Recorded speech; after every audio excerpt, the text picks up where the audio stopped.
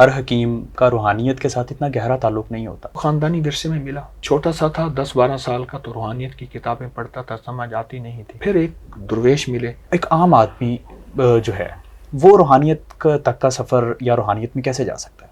روحانیت کے سفر کے لیے روزانہ صرف 10 منٹ بیٹھ کے میں ایک مراقبہ بتاتا ہوں. جو شخص باوضو رہے گا، یہ عروج ایک کمال مل گیا اور روشنی کا مینار بن گیا، اور وہ بن گیا روحانیت کی دنیا. اچھا اظہر صاحب، آپ کا طب سے روحانیت تک کا سفر یہ کیسے ہوا؟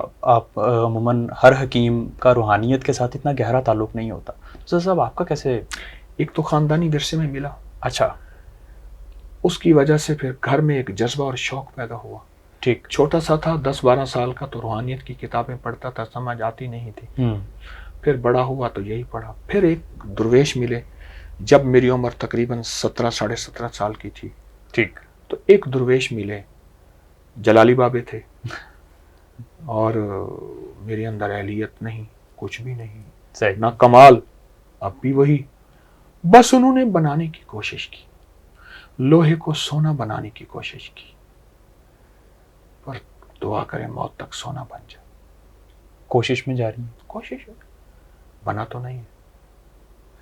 حضرت صاحب، یہ روحانیت کی جو آپ نے تھوڑی سی ایکسپلینیشن دی ہے، یہ اتنی گہری ہے کہ میرے خیال میں اس کے اوپر تو کتابیں لکھی جائیں یا ویڈیو ریکارڈ ہوتی جائیں تو یہ ختم نہیں ہوگی. تو ایک عام آدمی جو ہے وہ روحانیت تک کا سفر یا روحانیت میں کیسے جا سکتا ہے؟ چھوٹی چھوٹی چیزیں ہیں، کوئی مشکل نہیں، نہ پہاڑ ہیں. ٹھیک. روحانیت کے سفر کے لیے روزانہ صرف 10 منٹ بیٹھ کے میں ایک مراقبہ بتاتا ہوں. جی. تنہائی میں بیٹھ جائے اور یہ تصور کرے عرش الہی سے نور، عرش الہی سے نور میرے دل پہ آ رہا اور میرا دل اللہ اللہ کہہ رہا. بس اس تصور میں ڈوب جائے. پھر تصور ٹوٹے، پھر یہ تصور کرے. اچھا، پہلے عادت بنے گی. ٹھیک ہے. عادت بنائے.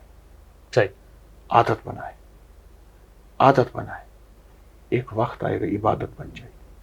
اچھا، پہلے عادت بنائے اور پھر ایک وقت آئے گا کہ عبادت بن جائے. عبادت بن جائے. ایک دوسرا، ہر وقت باوضو رہنے کی کوشش کرے. ٹھیک. جو شخص باوضو رہے گا، جی، دولت، مال، رزق کے حلال اس کی طرف ایسے آئے گا جیسے پہاڑ سے آبشار کا پانی. اچھا. اور روحانیت بھی ایسی آئے گی باوضو رہنے سے. اور تیسرا، خوشبو بہت لگائے. اچھا. لائٹ خوشبو لگائے، تیز خوشبو نہ لگائے. ہلکی ہلکی خوشبو میں بتا دوں، میں گلاب کا عطر ہے، جی، خس ہے، ٹھیک، ہنا ہے، ٹھیک، فواکہ ہے، فواکہ خوشبو ہے. ٹھیک. ہلکی خوشبو زیادہ لگائے. ہلکی خوشبو. اور تیسری چیز جو ہے، سفید لباس پہنے. اگر مجبوری ہے ہفتے میں دن بھر کبھی پہن لے. ٹھیک ہے. مجبوری ہے، کوئی بعض پیشے ایسے ہوتے ہیں بندہ سفید لباس نہیں پہن سکتا. جی، لیکن سفید لباس سے محبت کرے. زیادہ سے یہ زیادہ چیزیں ایسی ہیں کہ جو روحانیت کے عروج کو اور رزق کے حلال کی کوشش کرے. تھوڑا ہو، چھوٹی چھوٹی چیزیں چنتا چلا جائے. ٹھیک. آپ یہ دیکھیں، جہاز ہمیں اڑاتا ہے. جی.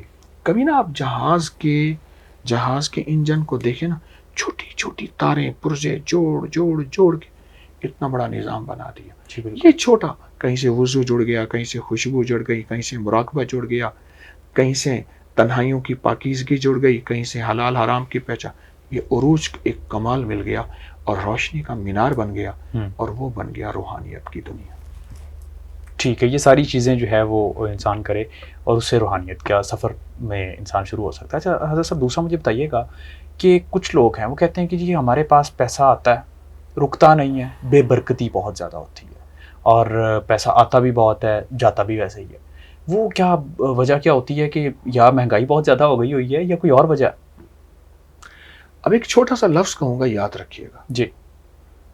میں نے بھی کسی بڑے سے سنا تھا. ٹھیک. آمدنی اپنے بس میں نہیں، ٹھیک، خرچ اپنے بس میں ہے. جی بالکل. ہمارا ہاتھ خواہشات. پھر وہی آمدنی اپنے بس میں نہیں، ٹھیک، خرچ تو اپنے بس میں ہے. جی بالکل. کیا خیال ہے ہر پیسے پہ بھی جادو ہو جاتا ہے؟ ہر پیسے پہ بھی جنات آ جاتے ہیں؟ ہاں، جنات چوریاں کرتے ہیں پیسوں کی، اچھا، مال کی کرتے ہیں، واقعات ہیں، لیکن خرچ احتیاط، اعتدال. دوسری چیز یہ ہے کہ اگر آپ کے پاس پیسہ آئے ہم، اور آپ پیسہ آتے ہی سانس روک کے صرف 3 دفعہ بسم اللہ الرحمن الرحیم پڑھ لیں. ٹھیک. ٹھیک. جی.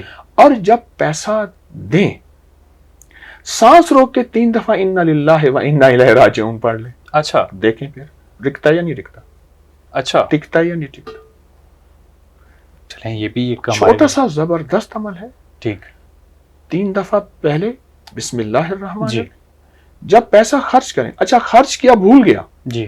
بعد میں یاد آیا, بعد میں 3 دفعہ انا للہ و انا الیہ راجعون پڑھ لیں. اچھا. ٹھیک. کبھی ہاتھ خالی نہیں, کبھی جیب خالی نہیں, کبھی خرچ خالی نہیں, کبھی زندگی خالی نہیں. اچھا. برکت ہو جائے گی, پیسہ رکے گا.